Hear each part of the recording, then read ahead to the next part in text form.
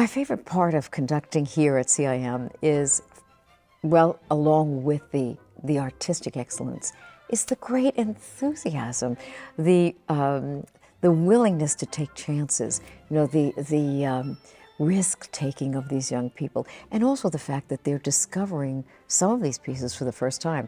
That's very thrilling for me. You know, all three of them for me are very special, and they're totally different. I love the work of Brian Neighbors, and I'm just glad to be doing this really fun piece. And I'm thrilled to be doing the trombone concerto of Ferdinand David. I've never done it before, so that's a first for me.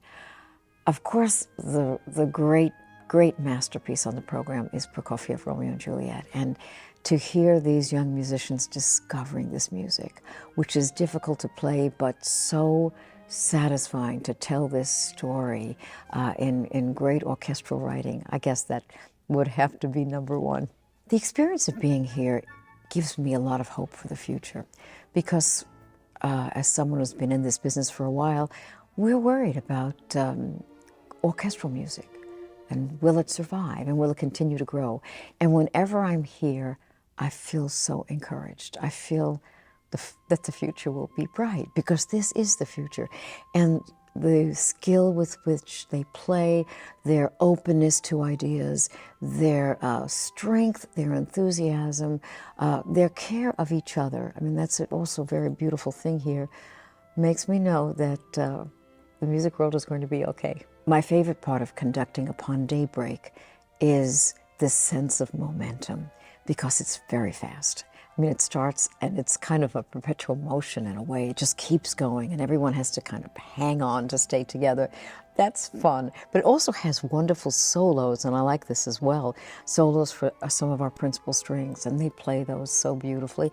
And then we return to the sort of fast music at the end. So it's like a wild journey of maybe 10 plus minutes and really fun to hear the orchestra playing that kind of music. Sometimes the title, like Upon Daybreak, is only intended, and in this case I think it's what the composer said, to set our imaginations in motion.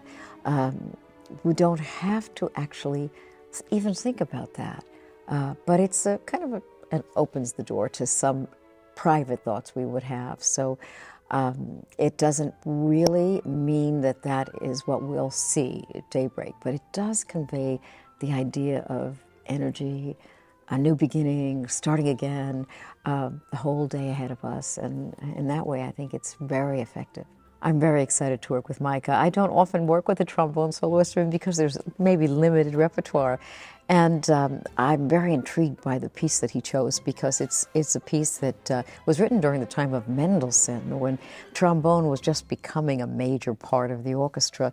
And Ferdinand David was a very close friend of Felix Mendelssohn, and they might have even collaborated a little bit on this piece.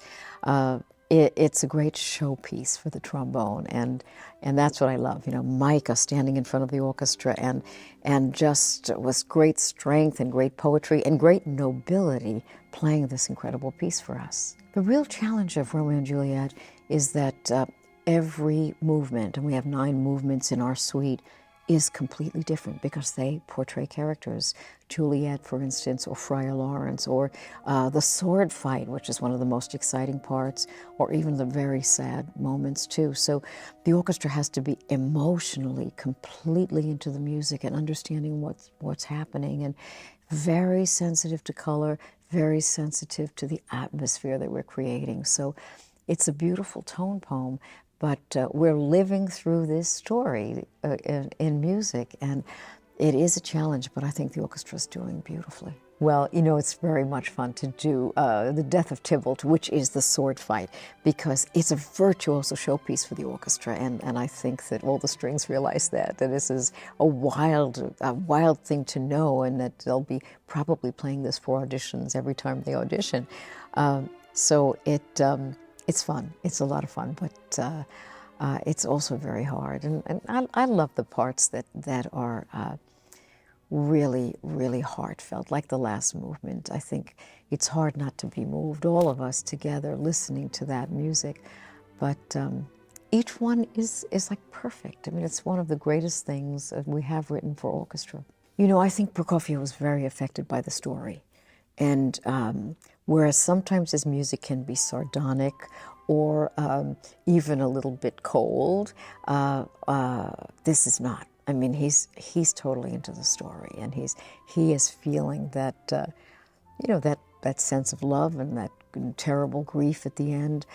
And I think he lets himself, or we see him at his warmest. We see him at his most compassionate as he tells the story, and that's a very beautiful thing. I hope that the audience, when they leave the hall, feels differently than when they sat down. And I think they will, because music really changes us. And they're listening to 3 very different pieces, but they're all engaging. They're all communicative and fun.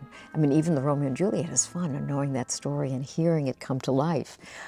So hopefully when they leave, they're feeling uplifted.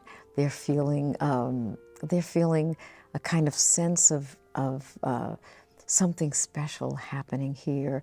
And they should feel also very proud of the CIM orchestra, because they've just heard an incredible orchestra of young musicians who are going to go on to great lives in music here, right in their city. Most of them are coming, locally, and that's how I feel when I'm here. I really feel very proud to be in the middle of this group and to be a part of their journey.